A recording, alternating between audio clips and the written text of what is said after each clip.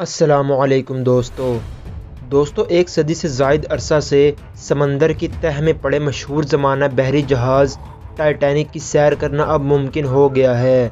Titanic 14 April 1912 کو شمالی بحر اوقیانوس میں ایک بڑے برفانی تودے سے ٹکرا کر برفیلے پانی میں غرق ہو گیا تھا۔ یہ اپنے پہلے سفر پر تھا اور اسے کبھی نہ ڈوبنے والا جہاز قرار دیا گیا تھا۔ آج یہ تاریخ کا حصہ بن چکا ہے۔ اب یہ بحری جہاز 108 سال سے شمالی بحر اوقیانوس میں 2.4 میل گہرائی میں پڑا ہوا ہے۔ سیاح اب اسے قریب سے دیکھ سکیں گے کیونکہ ایک tour company OceanGate Expeditions اس بدقسمت بحری جہاز تک غوطہ لگا کر پہنچانے کا موقع فراہم کر رہی ہے۔ یہ بدقسمت جہاز جب برفانی تودے سے ٹکرایا تھا تو اس پر 1500 مسافر سوار تھے۔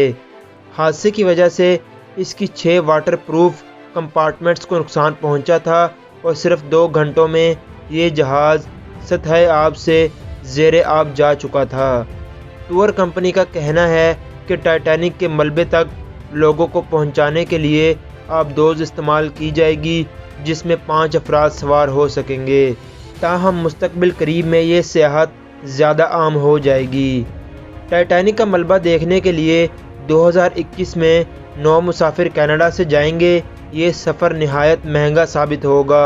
ہر مسافر کو $1,25,000 ادا کرنا ہوں گے اور انہیں آبدوز کے ذریعے 6 سے 8 گھنٹے تک تاریخی جہاز دیکھنے کا موقع ملے گا، جبکہ ایک وقت میں صرف 3 افراد غوطہ خوروں کے ساتھ اس مہماتی سفر کا حصہ بن سکیں گے۔ دوستو کمپنی کی منصوبہ بندی کے مطابق ہر سال مئی سے ستمبر تک یہ سفر کیا جائے گا۔ 36 افراد پہلے ہی 6 مہمات کے لیے اپنی نشستیں بک کروا چکے ہیں۔ دلچسپ بات یہ ہے کہ ان میں سے 18 افراد نے رچرڈ برانسن کے خلاف جانے والے سفر کے لیے بھی اپنے نام درج کروائے ہیں، جس کا ایک ٹکٹ $2.5 لاکھ کا ہے، جبکہ کچھ ماؤنٹ ایوریسٹ کو سر کرنے کا ارادہ بھی رکھتے ہیں۔ واضح رہے کہ اگر ٹائٹینک کے لیے مہم روانہ ہوتی ہے تو یہ 15 سال میں اس ملبے تک جانے والے اولین افراد ہوں گے۔ اس کمپنی کی اس طرح کی کوششیں ماضی میں ناکام ہو چکی ہیں۔ تو دوستو آج کی حیرت انگیز ویڈیو میں بس اتنا ہی۔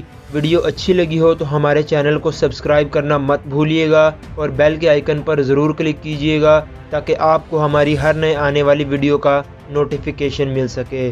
اللہ حافظ۔